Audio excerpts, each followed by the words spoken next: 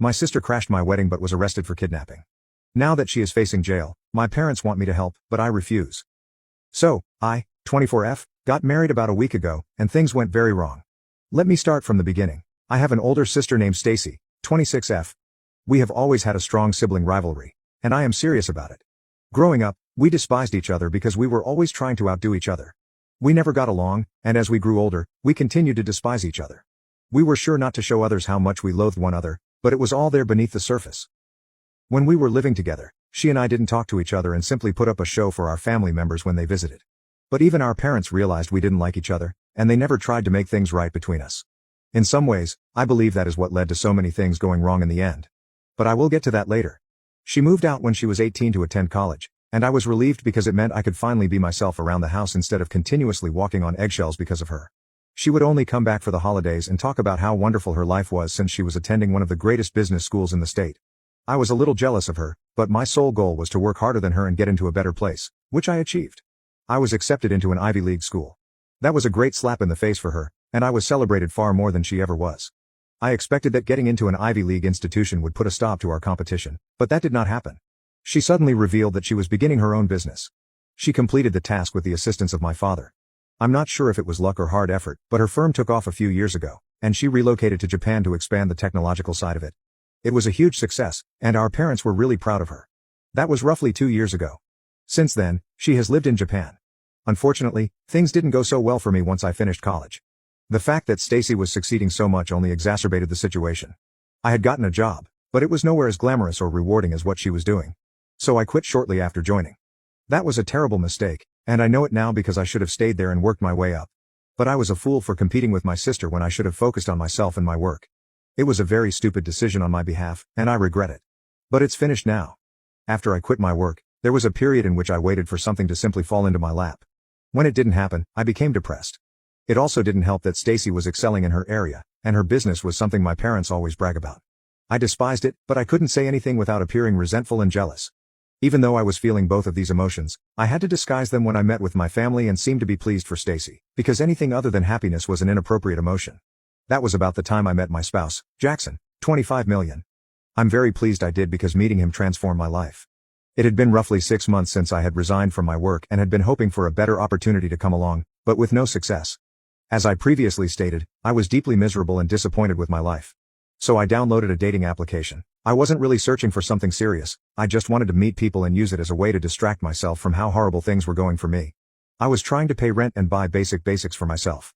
I had to rely on my parents for money. They'd send me money every month. I also had some money saved from when I was working, but it wasn't enough, and I was struggling to pay my bills. My parents would bail me out, and I would promise them every month that I would return all of their money as soon as I could. I could always sense displeasure in their tones, which drove me insane because I knew I wasn't doing my best. It was really difficult for me to accept the fact that, at the time, Stacy was faring better than I was, and I was a tremendous disappointment to my parents. So I was utilizing dating apps and going on random dates with men I didn't even like, all to distract myself from my feelings. For a while, it worked. I went on a few dates over the course of many weeks with individuals who were solely interested in hooking up. It was basically casual. However, that changed after I paired with Jackson. He was an extremely interesting guy to talk to at first, and he checked all of my boxes. He had also received straight A's in school. But after graduating from high school, he attended culinary school and was working in a restaurant when we met 2 years ago. He was humorous, engaging, and had the perfect amount of machismo. But at the time, I assured him I wasn't seeking something serious. When he asked me out on a date after nearly 2 weeks of talking online, he said he was seeking something serious and did not want to be in a casual relationship. He was dating to marry.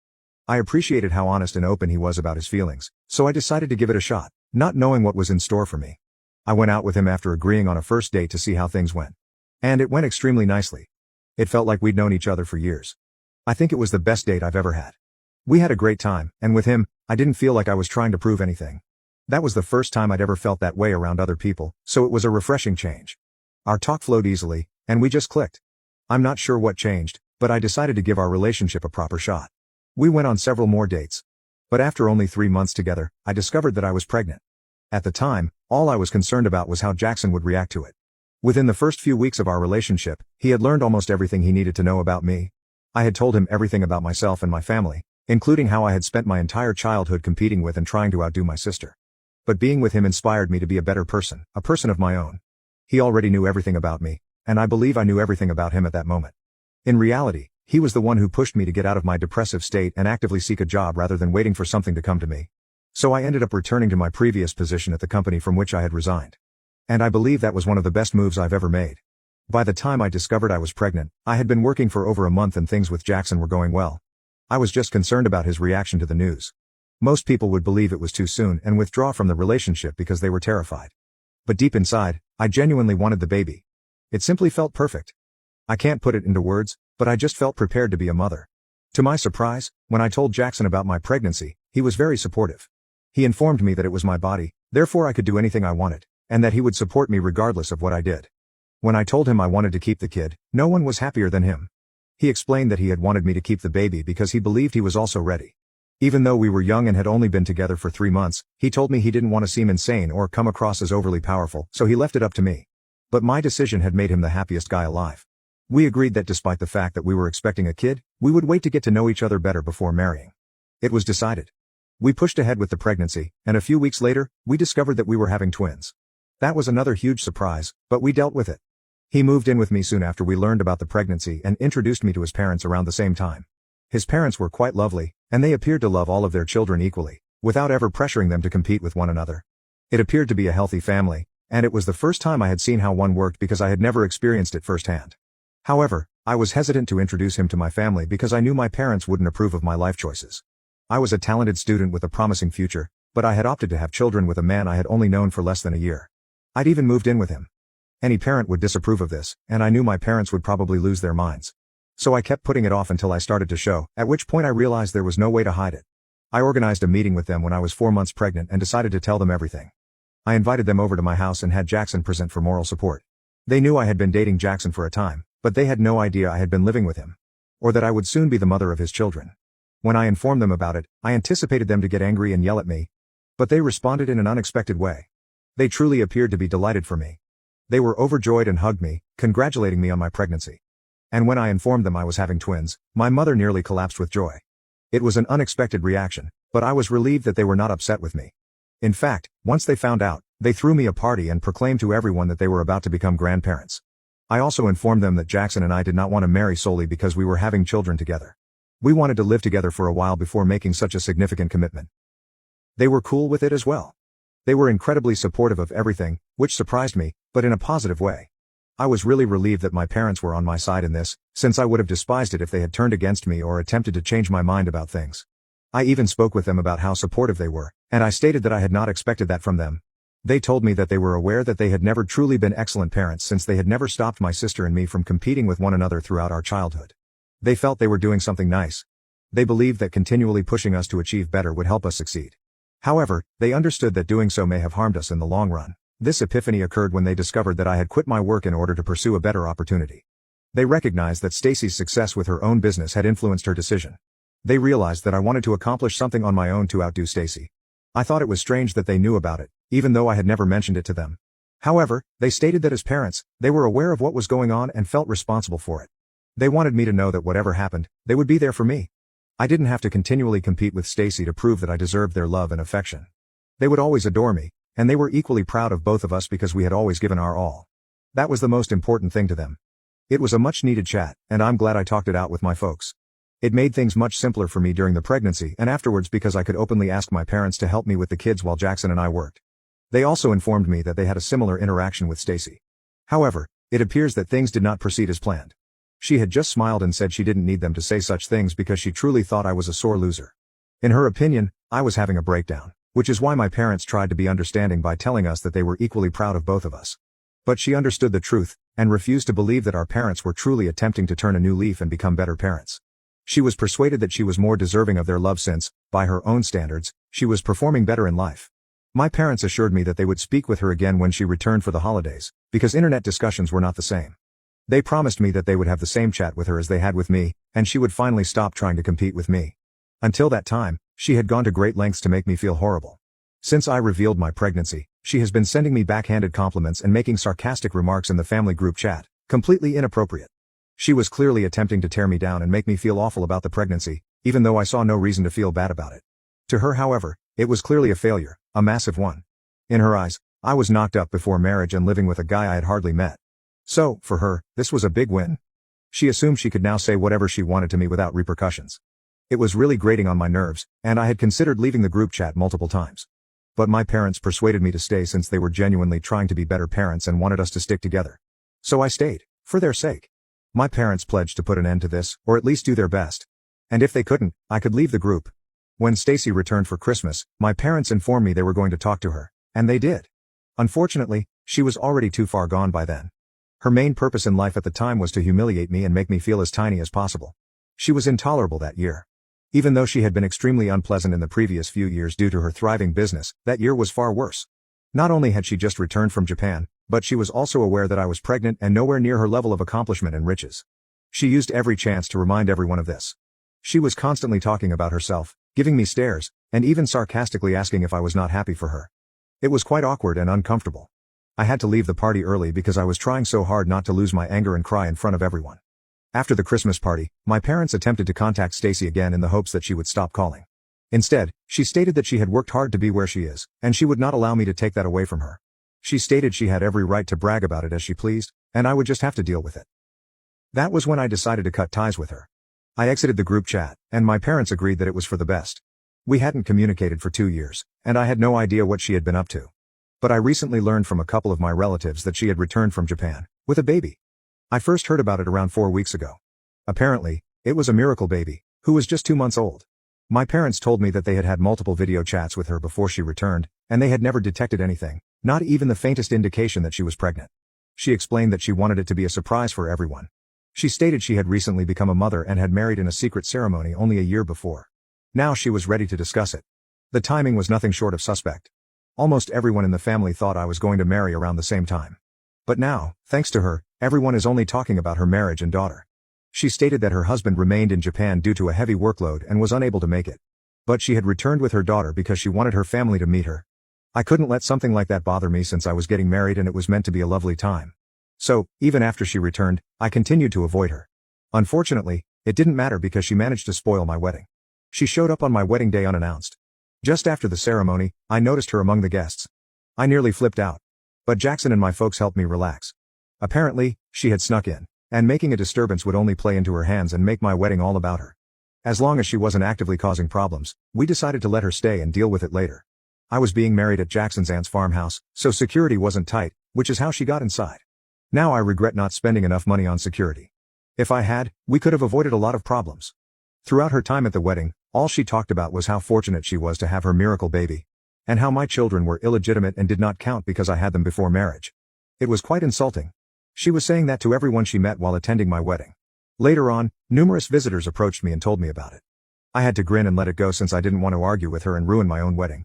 It was quite challenging, but I managed to get through it. At one point, I nearly lost it. But, before I could say anything, the police attacked the venue. I had no idea what was happening. They sealed the entrances, and we were locked in within seconds. Then they arrested Stacy. It was really disorienting. A woman was screaming and crying while holding the baby that was meant to be my sister's, saying it was actually hers. After then, everything became a blur, statements, handcuffs, and uncertainty. It was not until much later that we realized what had transpired. The baby had never been Stacy's. Apparently, all of the photos she had shown us were taken from a friend's social media account. She'd photoshopped herself into them, like some sicko. And the worst part? All of the occasions she had met us with the kid, she had been babysitting for her friend. She had been living with a friend since she returned from Japan because she had terminated the lease on her own apartment and was seeking for a new place. So she was babysitting for free. That was why Mom had never invited our parents or relatives to see her. Then, on the day of my wedding, she decided to go too far. She attended my wedding without her friend's permission. She had gotten the baby out while her friend and her friend's husband were sleeping. She then refused to answer any subsequent calls. That's why her friends had to contact the cops and have her detained. Fortunately, she had been constantly discussing my wedding and how she wanted to take me down, so her pals had guessed where she would be. This is how they found her and arrested her. It was really ridiculous. I still can't believe what happened, but it did. My family and I are still fighting to cope with it. Thinking Stacy was a fierce competitor was one thing, but knowing that she was willing to go to such extreme, crazy lengths only to show our parents that she was better than me, that was extremely concerning. She is now pleading with her friends not to bring charges against her because she is well aware that she would not win this case. If charges are filed, she will face jail time. So far, nothing has happened, yet she blames me for everything. She thinks I was simply getting married to rub it in her face. Now, don't forget that I haven't spoken to her in almost 2 years. I haven't spoken to her since our previous conversation. And I was even polite enough to let her crash my wedding because I didn't want to cause a scene or shame her. She was the one who transformed my wedding into something nasty. If anything, I should be blaming her. So, when she contacted me yesterday and told me that I needed to convince her friends that I had pushed her to do something crazy, I told her precisely what I believed. I told her that I wished she would wind up in prison, because that is where she belongs. Either that or the psych facility, as she is mad. My parents, however, believe that I must assist her at this time. They want me to persuade her friends that she wasn't thinking straight, because I was tormenting her with news of my marriage and children. That way, they may not file charges against her and have her detained. So far, the matter has become slightly more problematic because she had been living with them and babysitting the infant. The police have yet to figure out what to do about it. They cannot proceed without her friend's permission. It would have been a clear case of kidnapping if she hadn't been living with them and actively caring for their infant while they were away. But that is not the situation here. That is why she has managed to stay out of jail, for the time being. She continued insisting that they had already agreed to her take the kid with her anytime she wanted. But there's no way to corroborate it yet, so she's not in big trouble. All we need to do is persuade them not to file charges. But I am not sure I want to do it. I don't believe she deserves any assistance from me, of all people. But my parents believe it would be bad of me to turn my back on her. So, am I a bad person for wanting my sister to go to jail? Update 1. Okay, I've chosen to cut connections with my entire family, including my parents. Yes, they were quite useful during my pregnancy and after the baby, but I'm done with them now. I believe I will require some time alone. Whether they are supportive or not is irrelevant to me right now. I simply want to be with my husband and children. Period. And I can't do it if I continue to get caught up in their drama. So I'm withdrawing myself from the issue since it's causing me mental distress. I am grateful to my parents for everything they did once I revealed my pregnancy. But really? I am so tired of everything. As for Stacy, I think it's clear why I don't want to aid her. She does not deserve my help. She dug her own grave so she could get out on her own. Jackson thinks I'm making the proper decision. Yes, that's it. Update 2. So, I recently heard from a couple of my family that Stacy is in serious difficulty. Her pals have officially chosen to seek charges and take this thing further. So far, Stacy has claimed that she has her friend's permission to take the kid whenever she wants. But that will be extremely tough to show in court. Given her behavior during the wedding and how she had been claiming the child as her own, I can't see how she can get out of this. It's upsetting, but really? I cannot say I am surprised. I'm also not speaking with my folks right now. And I don't think I will until they admit that what I did was correct, and that they apologize for asking me to help her.